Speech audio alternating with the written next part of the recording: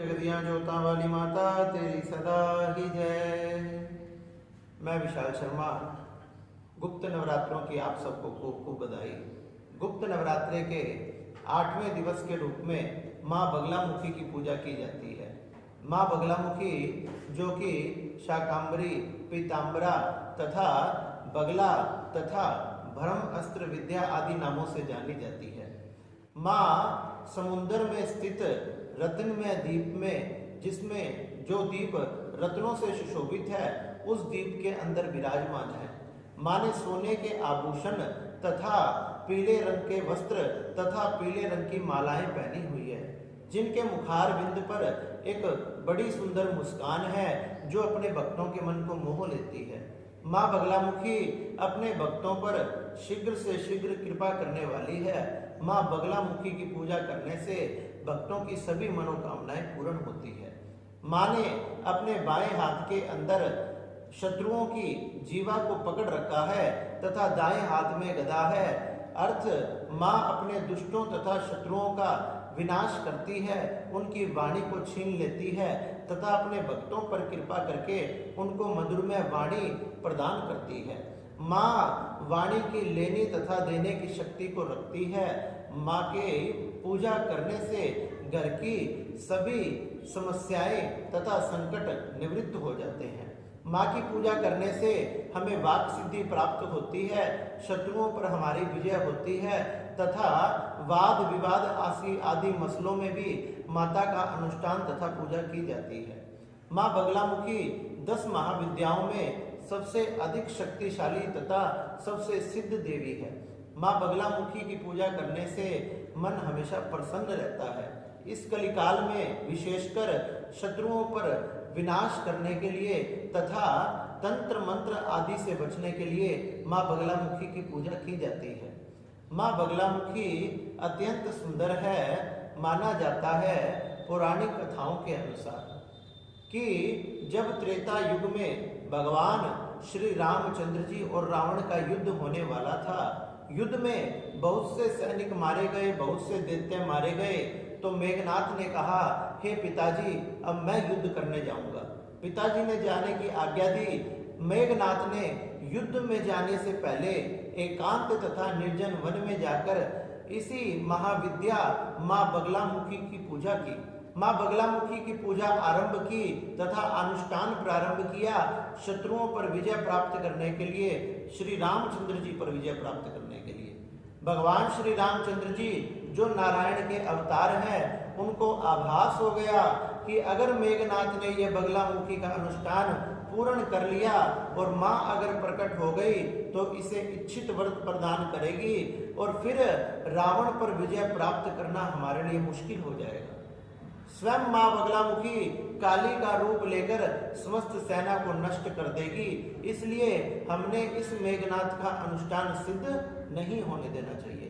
अनुष्ठान पूर्ण ना हो, इसके लिए श्री रामचंद्र जी ने हनुमान जी तथा अंगद को बुलाया और प्रमुख सेनापतियों को लेकर उस अनुष्ठान को भंग करने के लिए भेजा। मेघनाथ ने भी उस अनुष्ठान की सुरक्षा के लिए अनेक प्रकार के दानव नियुक्त किए थे, लेकिन फिर भी हनुमान जी ने उन्हें परास्त कर उस गुफा में प्रवेश करके उसके अनुष्ठान को भंग कर दिया।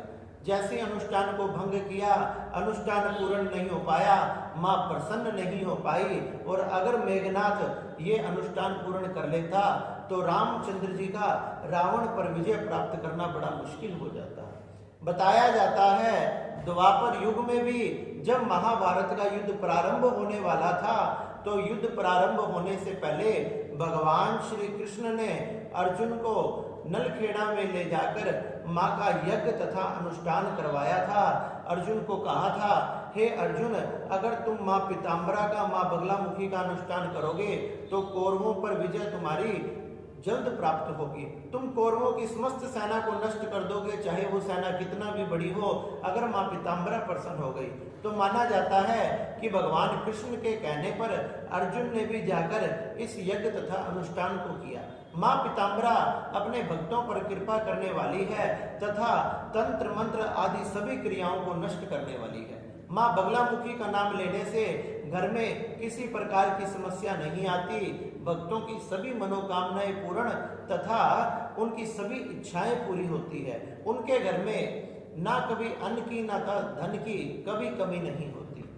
माना जाता है एक बार सतयुग में इस संसार तथा ब्रह्मांड को नष्ट करने वाला बहुत एक विकराल रूप में तूफान आया, जिस तूफान से सभी तरह के लोग, सभी देवी देवता तथा सभी मनुष्य, प्रकृति, पेड़, नदियां, पर्वत सब नष्ट होने लगे।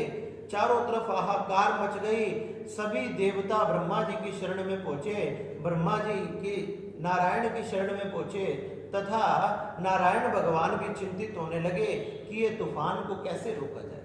जब नारायण भगवान शंकर की शरण में पहुंचे, शंकर ने बताया कि हे नारायण, अगर तुम हरिद्रा नदी के तट पर माँ की उपासना करो, शक्ति की उपासना करो, तो माँ ही इस तूफान को, इस समस्या को रोक सकती है। भगवान शंकर की ये बात सुनकर भगवान नारायण हरिद्रा नदी के तट पर गए और वहां जाकर माँ शक्ति का ये तपस्या की, माँ का तप किया तथा माँ सामने जल में से क्रीड़ा करती हुई प्रकट हो गई। बगलामुखी माता को देखकर नारायण भगवान ने नमस्कार किया, प्रणाम किया। माँ ने कहा वरदान मांगो, तो नारायण भगवान ने यही वरदान मांगा, तीनों लोगों को नष्ट करने वाले इस तूफान से हमारी रक्षा करो। हे देवी, समस्त प्राणियों की, समस्त प्रकृति की, समस्त ब्रह्मांड की रक्षा करो। आप ही शत्रुओं का तथा समस्याओं को विनाश करने में, नष्ट करने में शक्तिशाली हो। हे माँ, हम सब पर कृपा करो।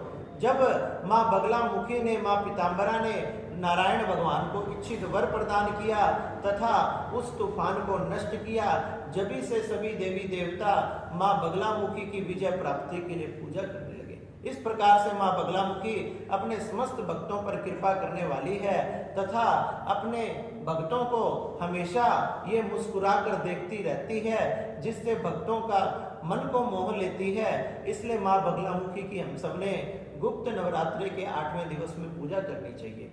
माँ की पूजा करने वालों की वाक सिद्धि होती है, किसी चीज की कोई कमी नहीं रहती, सभी प्रकार की मनोकामनाएं पूर्ण होती है। इस प्रकार से माँ बगलामुखी के 3 सिद्ध पीठ हैं, 2 मध्य प्रदेश में तथा 1 हिमाचल में है। हिमाचल में कांगड़ा नाम से, मध्य प्रदेश में तटिया क्षेत्र में पीताम्बरा के नाम से तथा मध्य प्रदेश में नलखेड़ा के नाम से वहां भी माँ का सिद्ध पीठ है। इस प्रकार से माँ बगलामुखी की आराधना तथा पूजा तथा अनुष्ठान करने से भक्तों की सभी मनोकामनाएं पूर्ण होती है।